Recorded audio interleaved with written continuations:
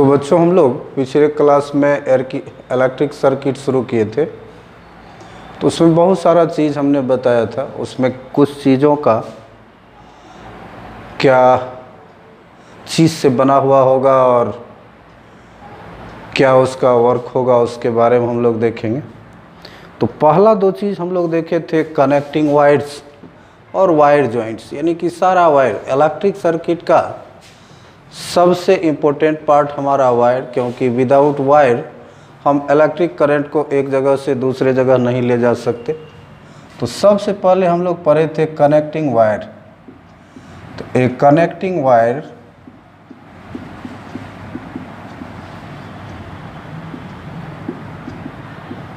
is usually made up of copper। जितने भी electric circuit में वायर्स हैं वो ज़्यादातर हमारा कॉपर का बना हुआ होता है, विथ कॉपर और प्लास्टिक इंसुलेशन, जिसके ऊपर से प्लास्टिक का कवर होता या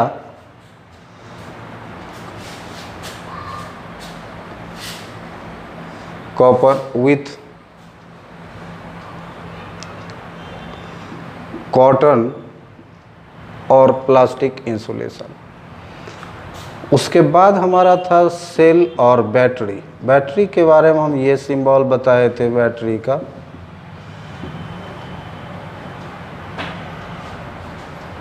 जैसे सिर्फ इतना हो तो यह एक सेल है, और कई सेल्स को हम पार्टिकुलर ऑर्डर में कनेक्ट कर दें तो ये हमारा बैटरी बन जाता है। तो बैटरी को हम डिफाइन करते हैं तो बोलते हैं कि when two or more cells connected in a particular order they form a battery। और इस बैटरी में ये लंबा और पतला लाइन जो होता है ये पॉजिटिव टर्मिनल होता, और छोटा और ये एक मोटा लाइन जो होता, छोटा और ये मोटा लाइन जो होता ये हमारा रिप्रेजेंट करता निगेटिव टर्मिनल को। तो इसको हम लोग याद इस तरह से रखेंगे, a combination of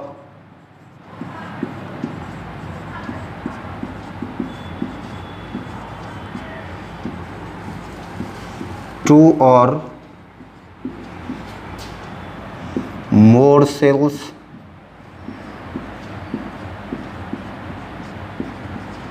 connected in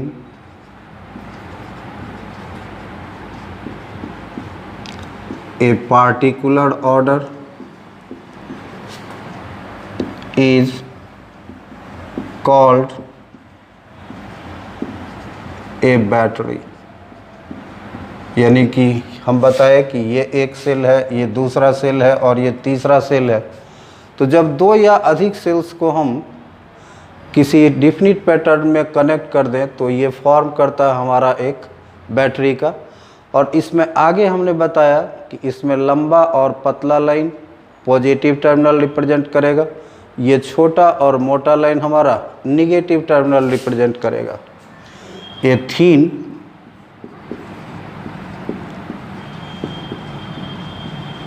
long line represents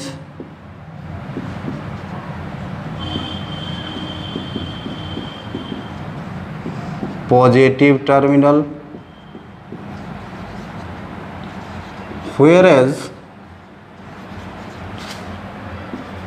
a thick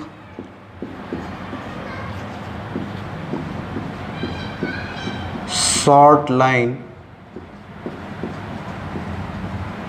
represents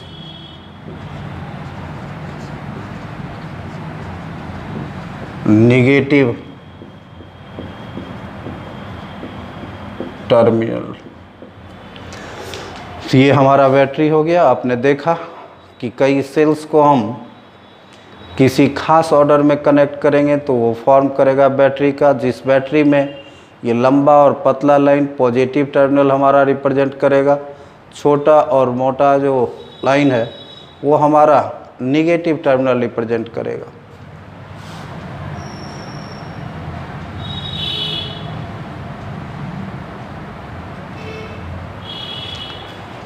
इसके बाद हम आते, अगला हमारा टर्म था ammeter.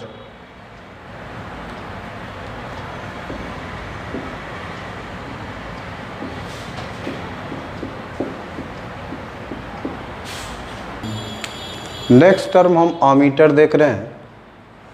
A device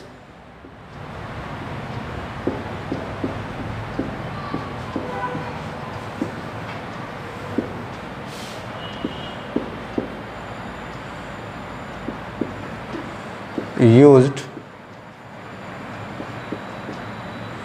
to measure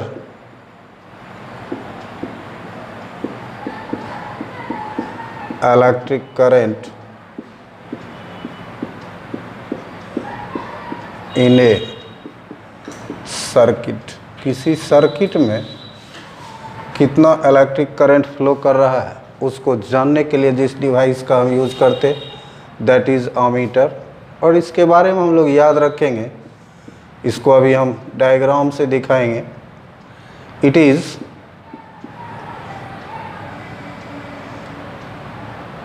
always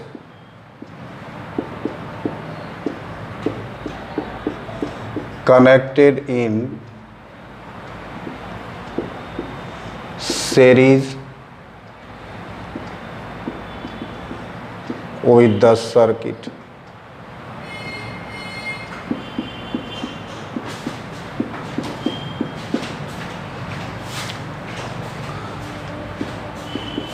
It has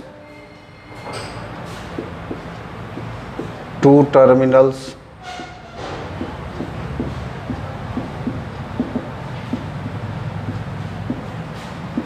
positive and negative. हमने इसके बारे में पढ़ा कि यह एक डिवाइस है जो करंट को मेजर करने के लिए हम लोग यूज़ करते। यह हमेशा सीरीज में जोड़ा जाता। इसमें दो टर्मिनल्स होंगे जो हमने फिगर में बताया था, कि इसमें दो टर्मिनल्स हैं, पॉजिटिव और नेगेटिव। फिर देखते हैं हम galvanometer.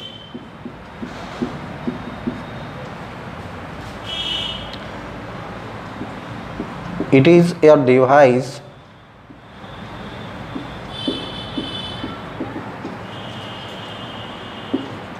used to detect the flow of current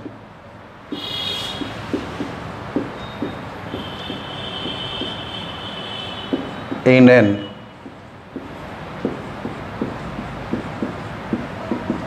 electric circuit. किसी भी सर्किट में करंट फ्लो कर रहा है कि नहीं उसको जानने के लिए हम लोग यूज़ करते हैं galvanometer. It is a device use to detect the flow of current in an electric circuit. It has no terminals. इसमें कोई टर्मिनल नहीं होता, पॉजिटिव नेगेटिव नहीं होता।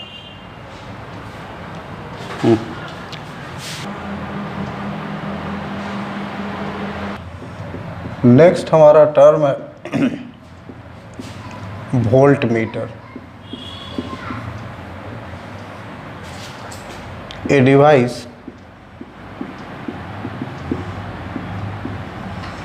Use to measure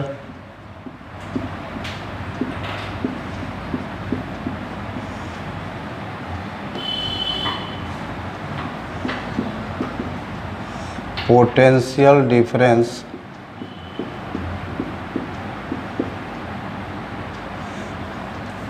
A device used to measure potential difference across the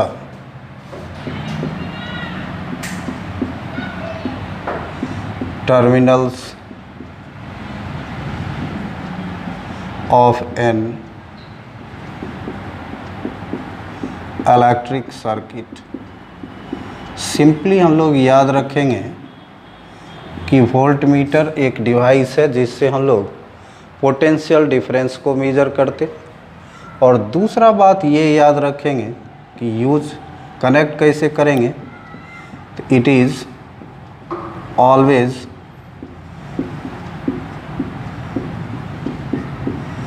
connected in parallel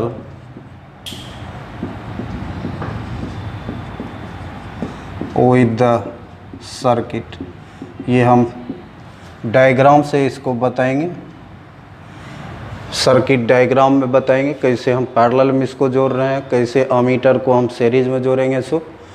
तो a device use to measure potential difference across the terminals of an electric circuit, it is always connected in parallel with the circuit.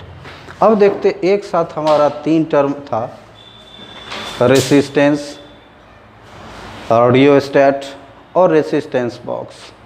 इसके बारे में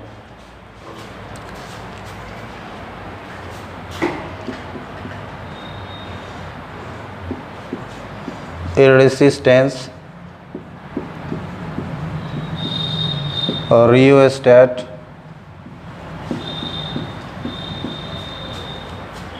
and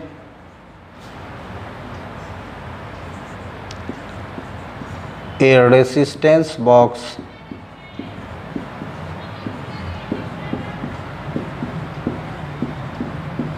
consists of wire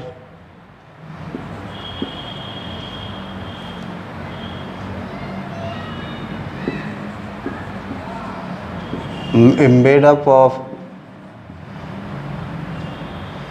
alloys such as manganese and constantan.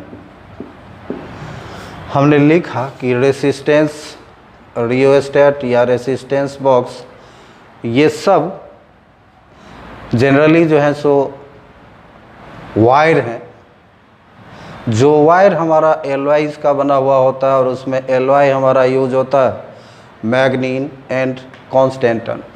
तो a resistance, rheostat and resistance box consists of wire made up of alloys such as manganese, constantan। और work देखते हम resistance,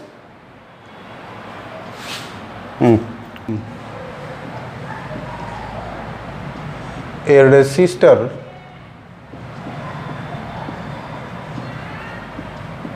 provides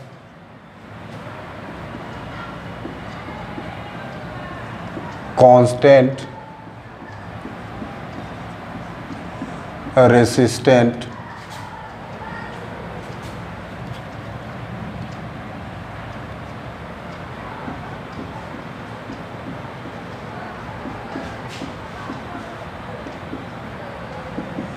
to the circuit,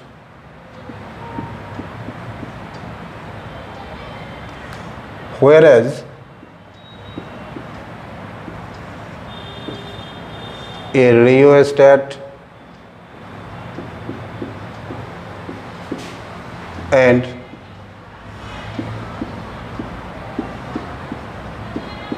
a resistance box are used to change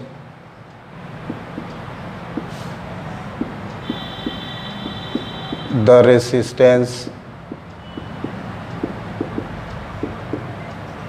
in the electric circuit। A rheostat acts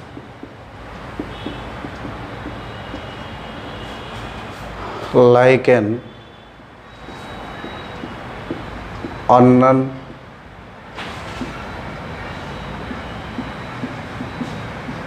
variable resistance, whereas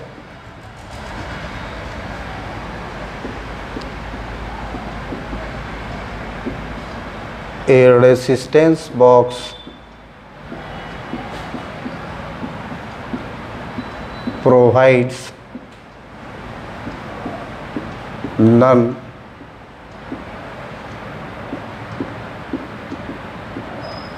variable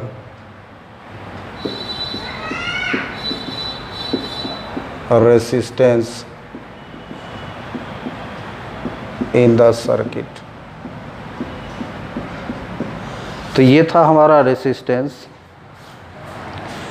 rheostat और resistance box. इसके बारे में हम लोग पढ़े कि ये सब वायर्स का बना हुआ होता है, जो वायर जनरली एलॉयज़ का बना हुआ है, और एलॉयज़ में भी हमारा कॉन्स्टेंटेन है और मैग्नीन। फिर हमने बताया कि रेसिस्टर जो है, जिसको हम लोग रेसिस्टेंस बोलते हैं, वो वैल्यू फिक्स होता है, और रियोस्टेट और रेसिस्टेंस बॉक्स हम लोग यूज करते हैं रेसिस्टेंस को बदलने के लिए। ये इसका फंक्शन है हमारा, ये वर्क है। इसके बाद अगला an open electric circuit is one in which key is opened and there is no flow of current in the circuit। इसको अगर हम डायग्राम से देखें,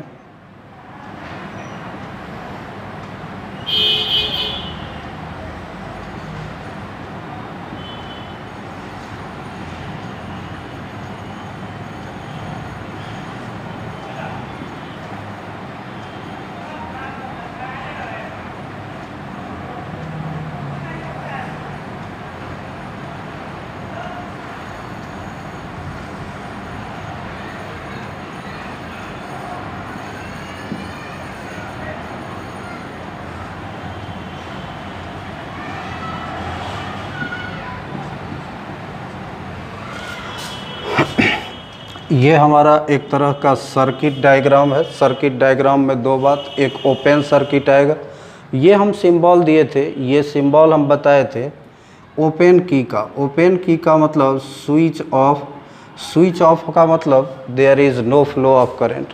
तो ये हमारा सेल है, हम देख रहे हैं जैसा कि बताए पीछे कि अमीटर को हम लोग सीरीज़ में जोड़ते, तो अमीटर सीरीज़ में जुड़ा हुआ है, निगेटिव टर्मिनल निगेटिव से, पॉजिटिव टर्मिनल पॉजिटिव से। और फिर बताए थे कि वोल्ट मीटर को हम पैरेलल में जोड़ते हैं, और ये हमारा वोल्ट मीटर पैरेलल में जुड़ा हुआ है। और ये चूँकि स्विच ऑफ है, ये ओपन की है, इसीलिए इस सर्किट को हम लोग ओपन सर्किट के नाम से जानते हैं। इसी में दूसरा है हमारा a closed circuit is one in which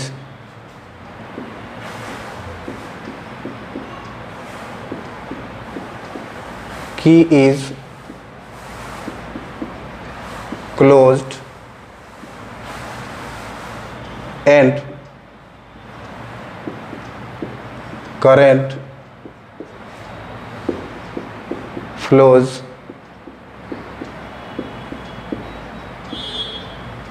through the circuit. इसको अगर हम डायग्राम से देखें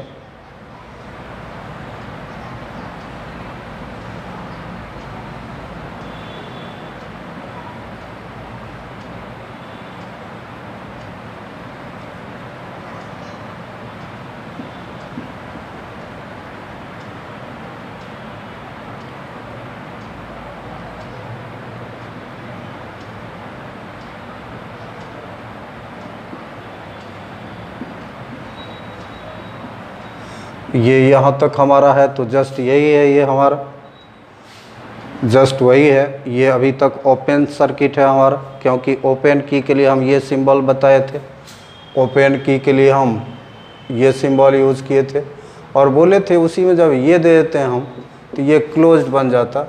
तो ये हमारा क्लोज्ड, इसमें हमारा ये करंट फ्लो करेगा, ये हमारा करंट फ्लो कर रहा है और इसमें हमारा करंट नहीं फ्लो कर रहा है। तो दोनों में बस इतना ही अंतर है कि जब स्विच ऑफ हो तब जो इलेक्ट्रिक सर्किट होगा उसको ओपन इलेक्ट्रिक सर्किट बोलेंगे, और स्विच ऑन हो यानी कि की क्लोज्ड हो तब जो सर्किट होगा इसको हम लोग क्लोज्ड इलेक्ट्रिक सर्किट बोलते हैं। अब एक टर्म हम यहाँ पर यूज कर रहे हैं, सर्किट डायग्राम। सर्किट डायग्राम ये हमारा परीक्षा में सीबीएसई बोर्ड में हमको पूछता है ये question, what is circuit diagram. Circuit diagram क्या है? तो a diagram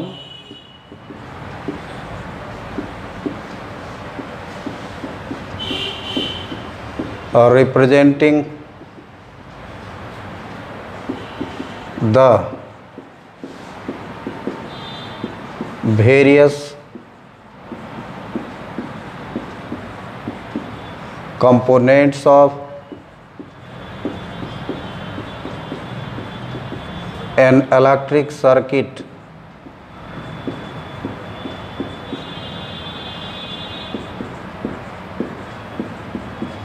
connected in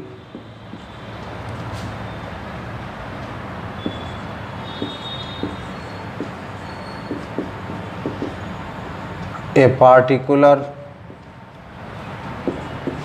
order is called a circuit diagram। तो ये जनरली हमारा बोर्ड के एग्ज़ाम में पूछता है व्हाट इज़ सर्किट डायग्राम। तो ये हम डिफाइन करेंगे और ये हम उसमें फिगर बनाएंगे, क्योंकि ये सर्किट डायग्राम का ये फिगर है। तो ये diagram representing the various components of an electric circuit connected in a particular order is called is circuit diagram. अब हम एक और टर्म देखें, फ्यूज, जिसका हम ये सिंबल बताए थे।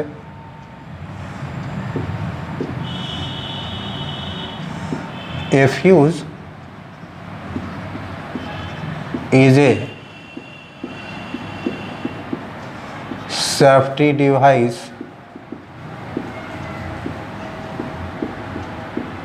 works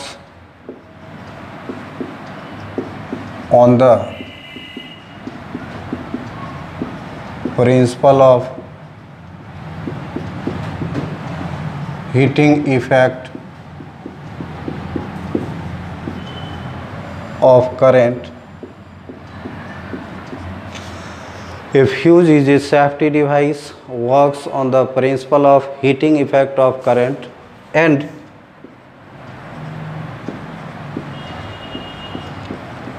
protects our